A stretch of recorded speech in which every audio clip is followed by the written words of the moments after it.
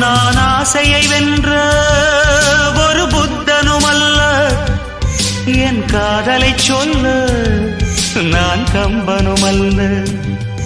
உன் காது கடித்தேன் நான் கனவினில் மெல்ல, இன்று கட்டி அணைத்தேன் இது கற்பனை அல்ல.